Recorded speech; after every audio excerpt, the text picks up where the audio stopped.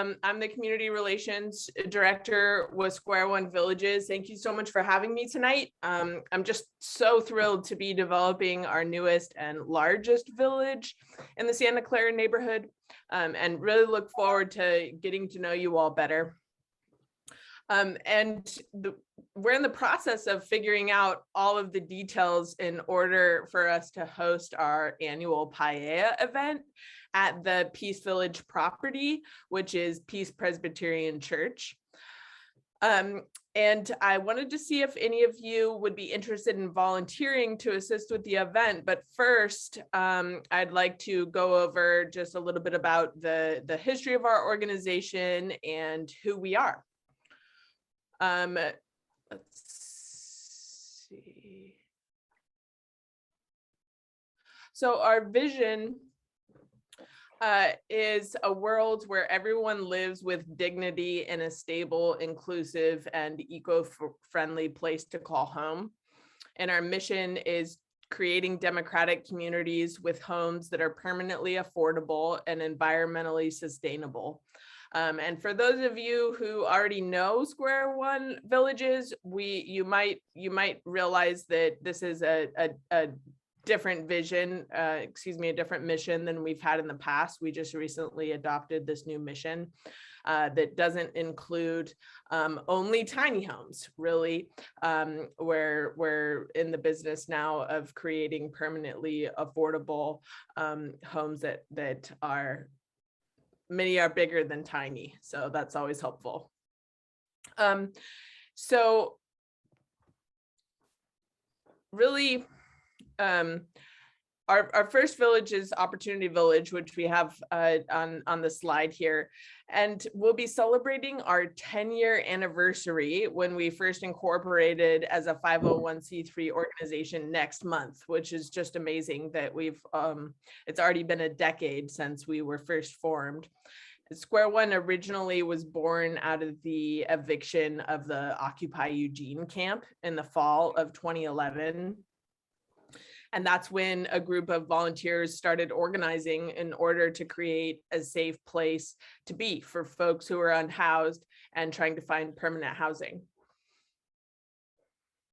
And so the Opportunity Village was created in 2013 on city-owned land over at 111 North Garfield Street, which is, this is one of the first ever non-congregate shelters that's home to 30 households with individual sleeping cabins, a shared kitchen, shared bathrooms, laundry, and also a community yurt.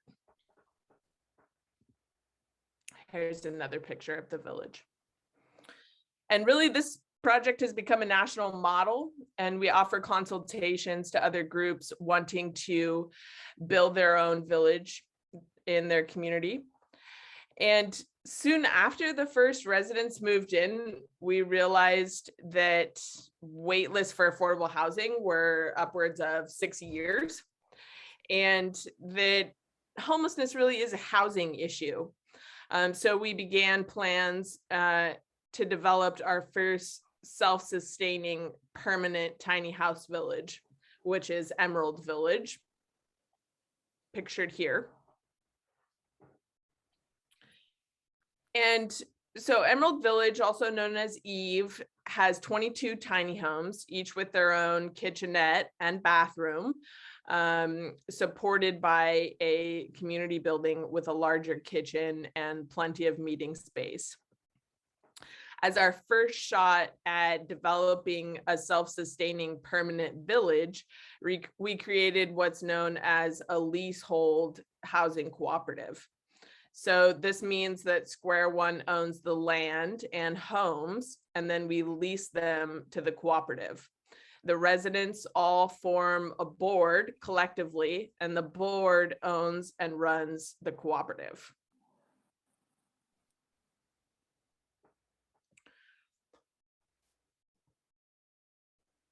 And so in 2017, we decided to bring our model to a rural community since we saw so much success, and we chose Cottage Grove, where we partnered with the Cottage Village Coalition and built Cottage Village.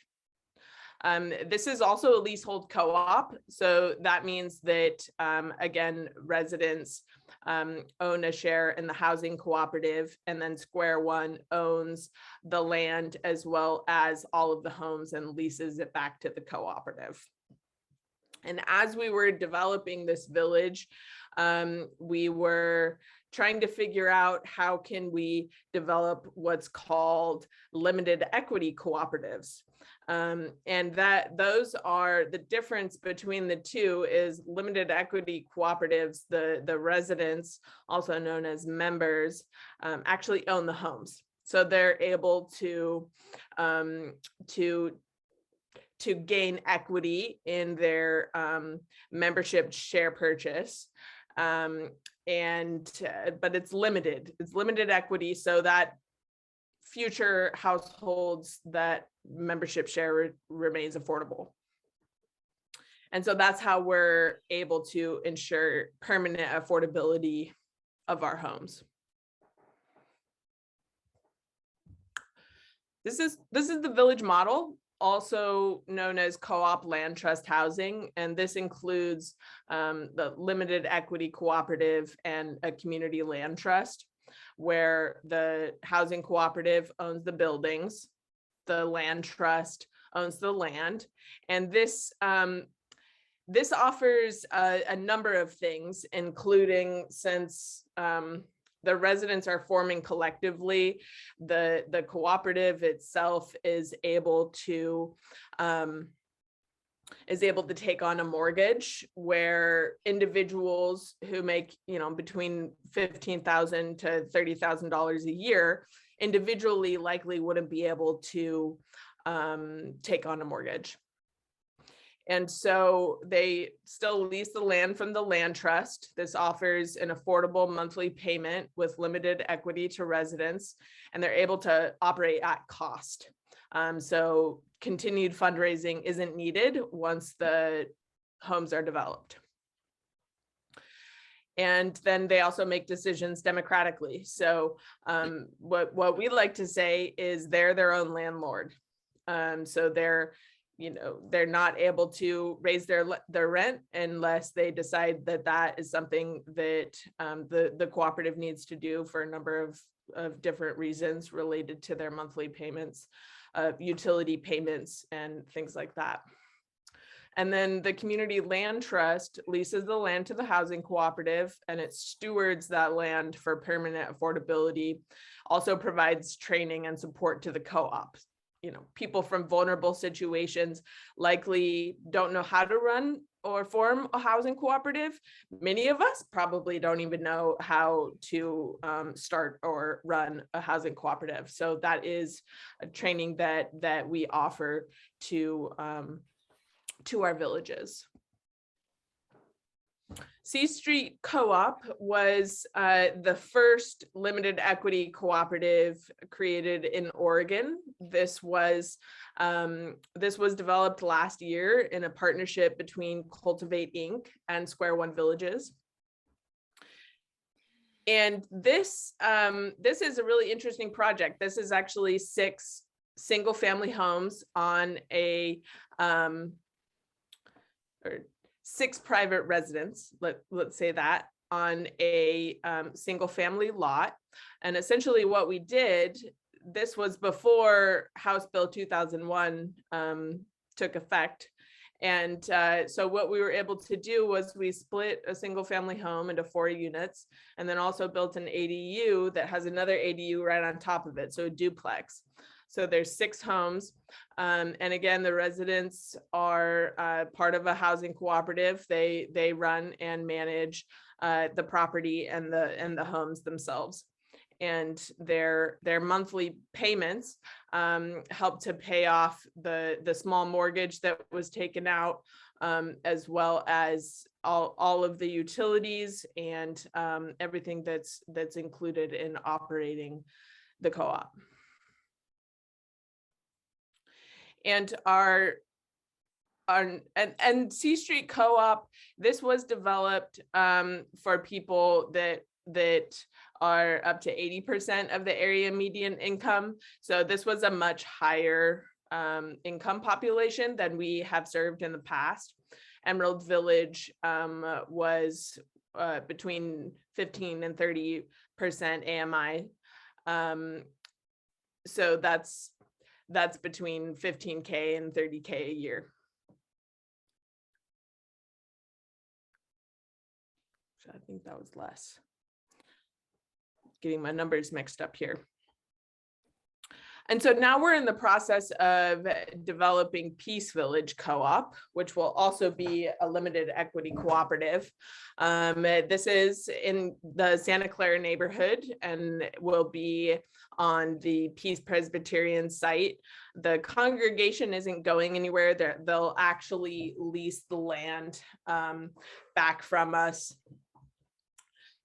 They won't lease the land, they'll lease the sanctuary back from us on Sunday mornings for worshiping, and then they are providing this land for permanent affordable housing at a very discounted price to Square One Villages, which is just an incredible gift. And so we're in the process of selecting a general contractor that will assist in building these homes. This is very different than what we've done in the past. At Emerald Village, we had 14 different architects volunteer essentially to design and build, lead a volunteer build team to build the homes. And then the other 8 homes, Square One actually designed and led volunteer teams to build. And then at Cottage Village, we became our own general contractor. So we had carpenters that built those homes, which we were able to build much faster than we were able to with Emerald Village, since we weren't relying on volunteer labor. And then Peace Village with 70 homes, this will effectively double the amount of permanent homes that we've built in the last decade. And so at that scale, we're hiring a general contractor to be able to build this amount of homes within 1 year. So we're hoping to break ground late this year, possibly spring of next year, and then it'll take about a year to build the homes. So these are Paella in the virtual was what we did for 2020 and 2021. Normally what we hold is Paella in the vineyard out at King Estate Winery. They have a helicopter pad out there. We all set up, we have big tents, and we have about 25 paella chefs that come out and cook paella right there in the vineyard. And they all have different paellas. So there's a number of different options for people to choose from. And then we usually have a couple of residents come and speak about their experience living in one of our villages. And then we also have a live auction as well as a paddle race. And so I might have said earlier that this is our largest fundraiser of the year, and it's also our most, it's just a really exciting event. It's a very fun time. I don't know how many of you have seen paella made in person, but it really is a beautiful thing to watch. Paella is a Spanish rice dish, and they have different types of meat, as well as vegetarian and vegan options, as well as gluten-free, because it's rice. And then this year we're hoping, or we're planning on Paella in the Village, which is Sunday, September 18th, 2022. And we have several volunteer opportunities available, including setup, parking, registration, help with food service, and photography. And my main questions are, is this something that that any of you would be interested in.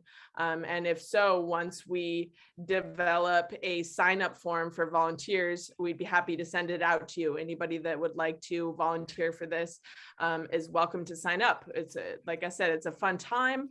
All of the Sunday volunteer opportunities would include a ticket to the event, essentially. So you would be able to partake in the delicious meal and in the happenings of the event itself. And our motto is Housing Reimagined and Home Starts Here. This is a very exciting time within Square One Villages. And so if you haven't heard of our organization before, I suggest checking it out online. I think you'll be very impressed. And I invite you to get involved. There's a lot of different ways to get involved. I put my contact information in the chat. And I am done with my presentation and happy to take any questions.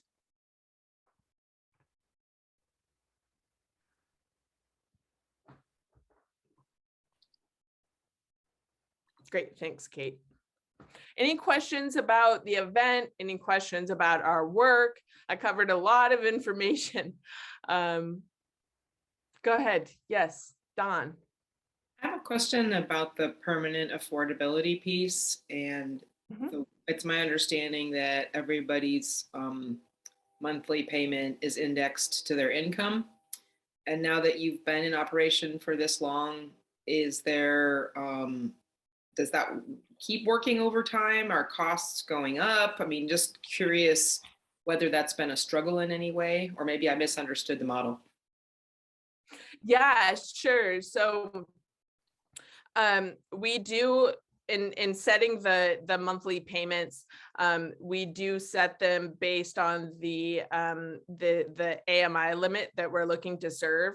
So, and it also depends on the size of the home. So the amount that someone pays isn't determined by the amount that they make. The amount that they pay is the same for any unit of the same size. It's just the application you have to make over a certain amount and under a certain amount. And that has been changing. You know, the area median income last year was $50,000 a year, and this year it's $55,000 a year. So that's absolutely changing. And Peace Village, the first quote that we got from the general contractor was going to be $14 million. Luckily, we did create a partnership with another general contractor that's able to do it much lower at 11.2 or $0.3 million. And so we come up with creative ways to keep that affordable to people at those AMI limits. Well, I guess I wonder as a follow-up then, I mean, I'm just going to make up a person that's on a fixed income, because it was our understanding that maybe there would be units that would be suitable for elderly people or people with disability or people with disabilities. So median income can do whatever it wants, but that person's income isn't going to change. So going forward, as costs go up, how does that person stay there?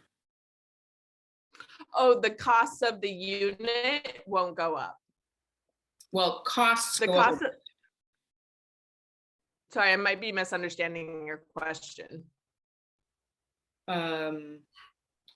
So interest rates go up. I mean, things in general, costs for electricity, cost of electricity goes up, cost of garbage service goes up, costs go up. So what holds the cost down and keeps it affordable for a person on a fixed income?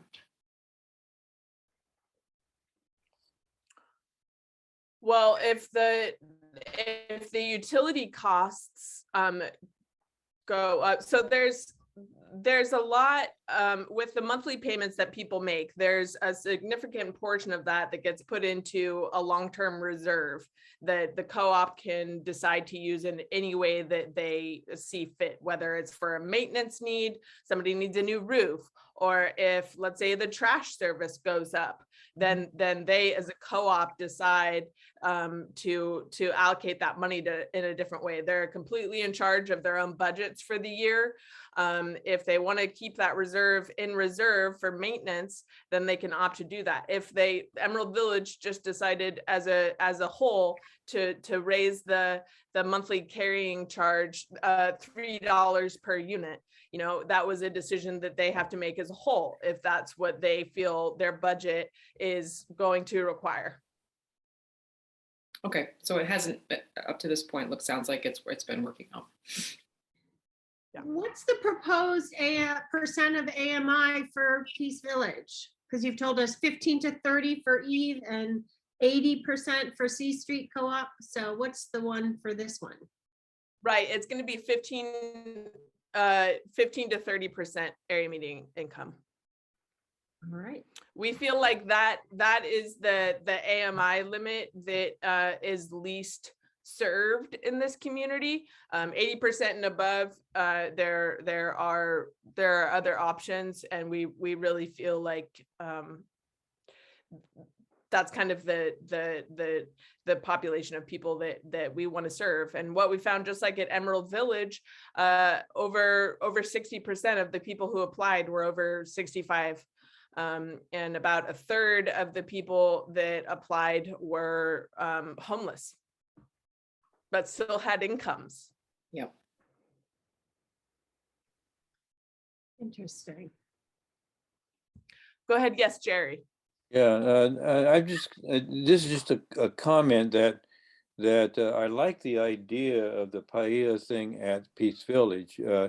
We're always looking to bring the community together somehow, and especially with affordable housing, which is sometimes controversial, it brings people together and sells the project at the same time. And so I like that idea a lot. Awesome. How do people attend the event? Like, is it open to the public? Do you have to buy a ticket? Like, how is it possible for us to use it to help bring the adjacent neighbors into the fold, basically, is the way I'm Sure.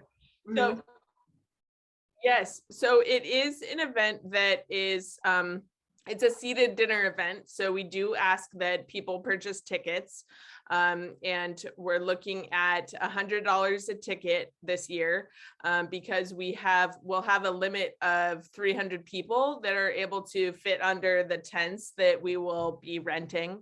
Hopefully it won't rain, but it might. In 2019, it rained very hard. So it's important that we have tents available living in Oregon. And I think that that's a great question. How can we use it to engage the greater community in Santa Clara? We were trying to figure out if we should do a fully in-person event, fully virtual, or a hybrid event. A hybrid event is a great way to engage more people, and it adds pretty significant costs. And so I think that would be something to think about more, is other ways to engage the community that isn't purchasing $100 ticket. Go ahead, Dawn.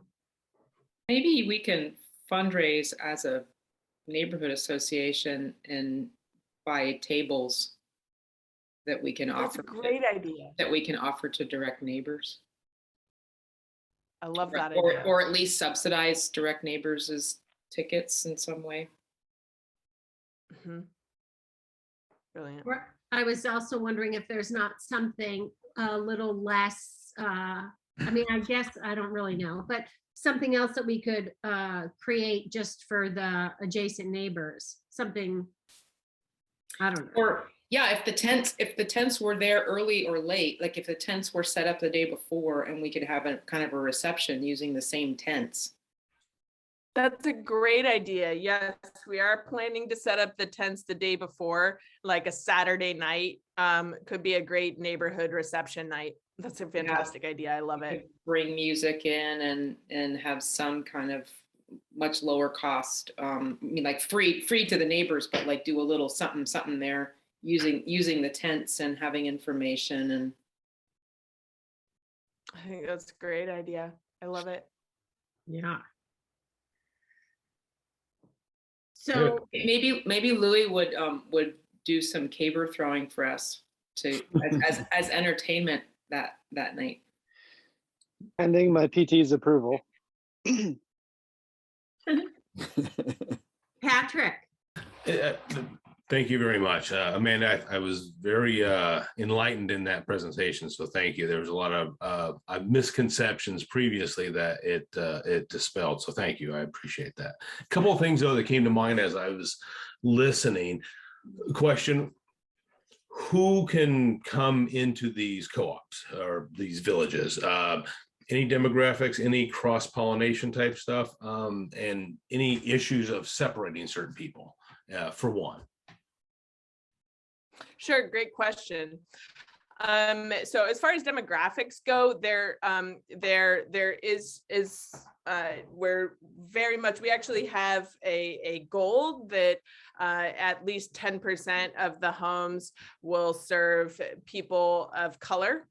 However, there isn't any kind of requirement that you be part of a certain demographic, only that you make between a certain amount, that you have no violent or sexual crimes, that you agreed to a background check, and that you agreed to the community agreements of that village, which at Emerald Village, that includes 10 hours a month of volunteer service around the village in some way, shape, or form. There's plenty of tasks. People serve on, there's 4 different committees. People serve on a committee to help take care of the grounds and the homes, and find new members and decide on how you can apply, how you can be selected.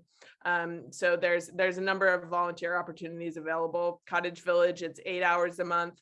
And Peace Village, it will be different because we will hire a property manager that will take care of the grounds and do a lot of the work that the residents do at some of our older co-ops. Mm-hmm. But you do have to agree to the community agreements. It's not just a cheap place to live. You know, there really are expectations to living in a housing cooperative that you participate. Well, I can appreciate that. So it's designed to keep people safe. You know, you want a mix of different opportunities to make a community, but it's designed to keep people out that shouldn't be there. Absolutely, it's really important. And there are the housing cooperative actually isn't based in landlord-tenant law. There's a lot of different requirements and laws that are applicable. So there are, if the agreements aren't being met over time, then someone can be evicted based off of that. Gotcha. And a follow-up. What was the other question that you asked, Patrick? The other question I'm going to ask is on the co-op itself. Sounds like it's very structured. It has a lot of pieces and parts, but the structure of the property, is it a bit mobile home parkish, where you don't own what you have, you own this and you own a piece of this, but you don't own the underlying type configuration, but they're also, I guess, their own destiny in their own hands. So if they raise their own rates to pay for this, it comes out of their own pocket versus somebody else's getting a landlord type issue. Right. Yeah. So great question. Residents own at Peace Village, they'll own one share of all 70 homes. They won't outright own their home. And that's because that's so that somebody can't turn around and sell their unit at market rate, and then it's not affordable to anyone in the future. So they don't own their home outright. But like I said, that reserve maintenance, that maintenance reserve also covers anything that's needed. If somebody needs a new roof or their plumbing busts or something like that, that doesn't come out of their own pocket. So they own, I mentioned the membership share at C Street is a $10,000 membership share. At Peace Village, it'll be a $5,000 membership share, which we have different financing options and different grants available to cover that for people who don't have that kind of money. And that amount is what is how they gained equity. So they gain 3% equity, simple interest per year. Thank you. You're welcome.